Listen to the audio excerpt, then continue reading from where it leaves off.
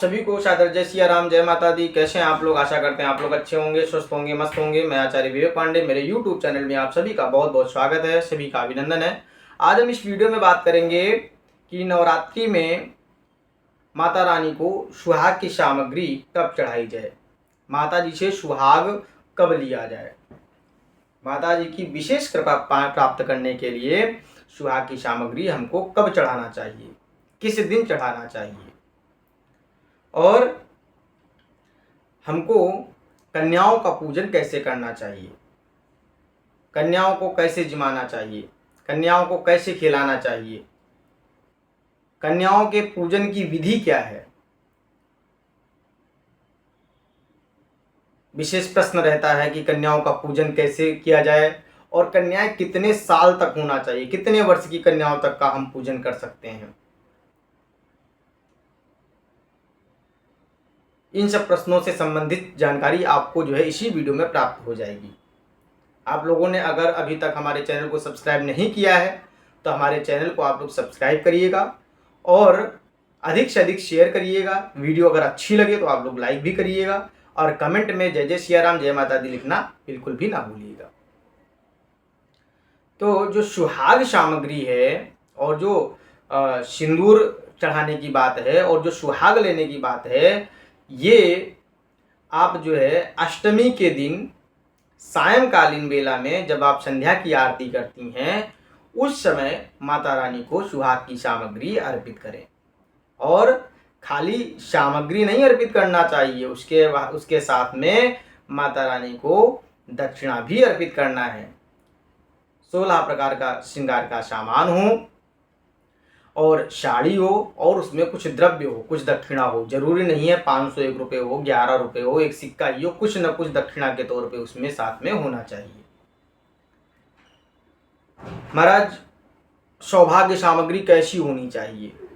Market में तो इतना धंधा फैला हुआ है कि इतना बड़ा छोटा सा शीशा, उसमें छोटा सा कंघा। सुहाग सामग्री ऐसी होनी चाहिए जैसे आप लोग अपने घरों में इस्तेमाल करते हैं। जैसे कपड़े आप पहनते हैं वैसे ही माता जी को अर्पित करें। माता जी ने जिस लायक आपको बनाया हो, अपनी लायकात के अनुसार सुहाग सामग्री चढ़ावें। माता जी को चढ़ाने के बाद अगर किसी को दान किया जाए तो वो भी उस सामग्री को इस्तेमाल कर सके। तो अष्टमी के दिन, अष्टमी यानी इस वर्ष 2025 में 30 सितंबर को सायंकालीन बेला में प्रदोष काल में माता जी की जो संध्या आरती करते हैं, उस समय में माता रानी को ये अर्पित करें सौभाग्य सामग्री। और उसी समय सिंदूर लें। सिंदूर कैसे लेना है? अपने सिंदरोटे को अपने आंचल में रखना है। सबसे पहले एक बार गणेश जी को सिंदूर लगाना है और 5 बार माता जी को लगाना है और माता जी से एक बार ऐसे लेकर के अपनी मांग में लगा लेना है। इस प्रकार से गौरा मैया का स्मरण करते हुए, उनसे प्रार्थना करते हुए, उनसे निवेदन करते हुए कि हे मैया, आप हमारे सौभाग्य की रक्षा करें, हमारी सुहाग की रक्षा करें, हमारे पति की लंबी उम्र प्रदान करें, हमारे पति को सदैव स्वस्थ रखें। ऐसी कामना के साथ में सौभाग्य सामग्री भगवान को अर्पित करनी चाहिए। अब प्रश्न आता है महाराज कि कन्याओं को कैसे जिमाना चाहिए, कन्याओं का पूजन कैसे करना चाहिए। तो अपने घर में कन्याओं को बुलाइए, उनको उनके चरणों को, उनके पैरों को पखारिए, पैरों को धुलिए। कन्याएं कितनी होनी चाहिए? तो ये भी कोई जरूरी नहीं है कि 9 कन्याएं हों, 7 कन्याएं हों, 3 कन्याएं हों, जितनी मिल जाए। कम से कम में तो महाकाली, महालक्ष्मी, महासरस्वती 3 तो अति आवश्यक है। महाकाली, महालक्ष्मी, महासरस्वती 3 कन्याएं अति आवश्यक है। 3 के बाद में आपकी श्रद्धा के ऊपर डिपेंड करता है कि 3 हो कि 5 हो कि 7 हो कि 11 हो कि 9 हो। उससे भी अधिक करना चाहते तो कर सकते हैं, उसमें अपने को ही लाभ प्राप्त होने वाला है। कन्या को बिठा दीजिए, कन्याओं को सभी को टीका करिए, टीका करने के साथ जो है सभी को जो है भोजन परोसिए। भोजन में क्या होना चाहिए,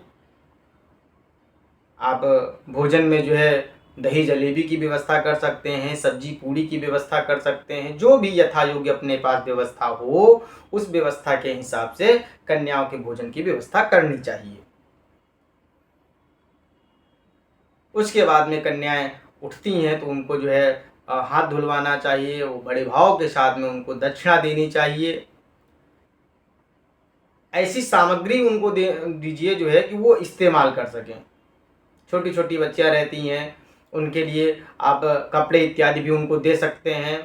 दक्षिणा तो देना ही देना है। इस प्रकार से कन्या पूजन करना चाहिए। उनकी आरती करिए और परिवार के साथ में करिए, और आखिरी में जब वो लोग जो है प्रसाद पा लें, प्रसाद पाने के बाद में संपूर्ण परिवार के सहित सभी कन्याओं को, सभी देवियों को प्रणाम करना चाहिए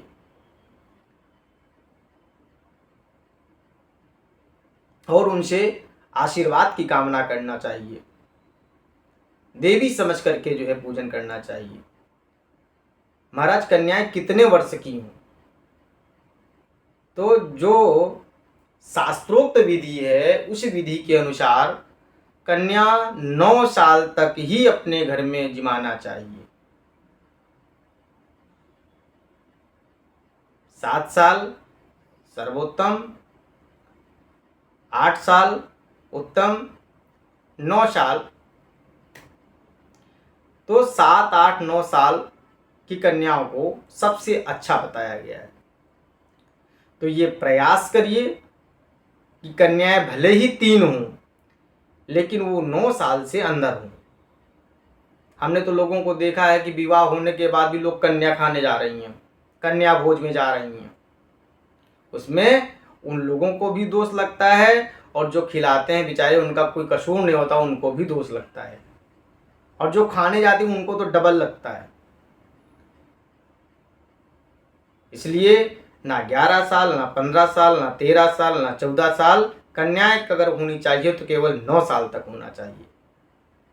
9 साल तक की कन्याओं का पूजन करना चाहिए और उनको जिमाना चाहिए।